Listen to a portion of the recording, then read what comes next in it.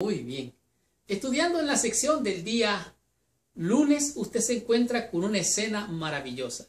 Se encuentra con lo que es un río que fluye. Un río que fluye es un río que está corriendo, que es una fuente de agua viva. Y una agua viva es una agua que está constante en movimiento, que está avanzando y no está necesariamente inestable o está emposada. Esa no es las aguas vivas. Y en este día la lección nos lleva al libro del profeta Ezequiel en el capítulo 47. Aquí nos muestra qué es lo que ocurre en el templo en los tiempos de los días del profeta Ezequiel. ¿Cuál fue la visión que tuvo el profeta? Y dice así el testimonio bíblico. Me hizo volver luego a la entrada de la casa, capítulo 47.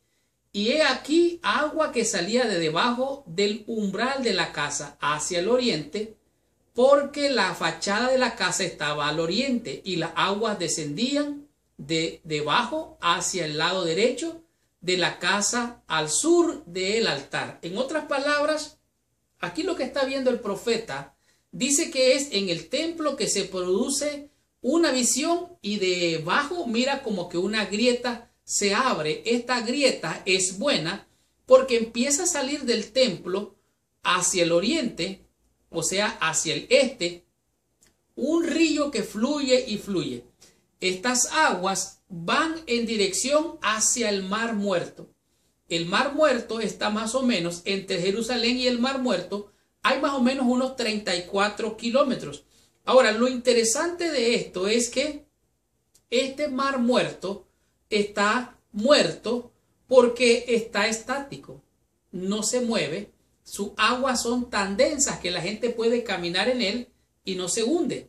Este es un mar salado, tan salado que nada puede vivir allí. Oiga, qué interesante. Cuando el agua del templo llega allá, las aguas muertas del mar son sanadas. Esto puede entenderse simbólicamente como que es la iglesia de Dios o el templo. Se extiende y es una fuente de salud y sanidad para aquellos muertos en transgresiones y en pecado. Es interesante notar que dice aquí el versículo 3, dice el capítulo 47, y salió el varón hacia el oriente llevando un cordel en la mano y midió 1000 codos. Al medir 1000 codos, el agua que salía del templo le llegó al profeta hacia los tobillos, hasta los tobillos, en otras palabras, hacia el ojo del pie.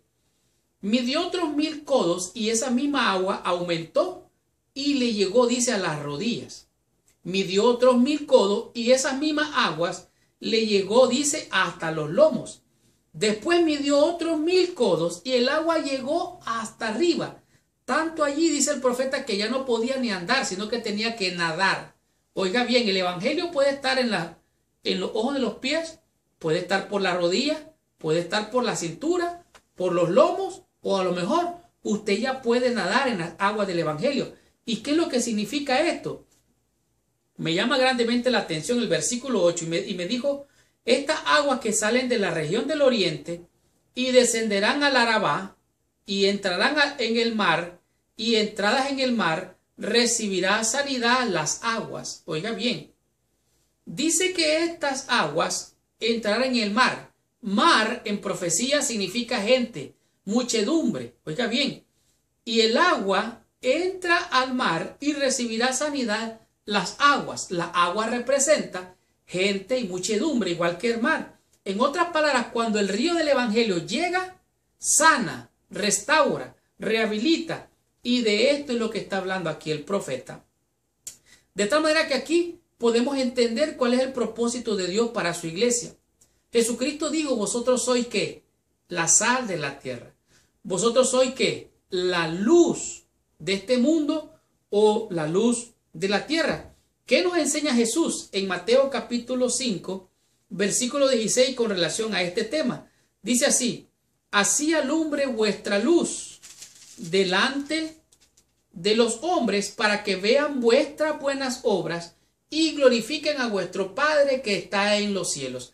En otras palabras, cuando tú y yo alumbramos, hacemos el bien, llevamos el evangelio, servimos de bendición, fluimos como un río. Empezamos a inundar las rodillas, los tobillos, las rodillas, la cintura, los lomos, y la gente empieza a negarse de tanta bendición que pueden navegar y nadar con libertad en este mundo. ¿Por qué?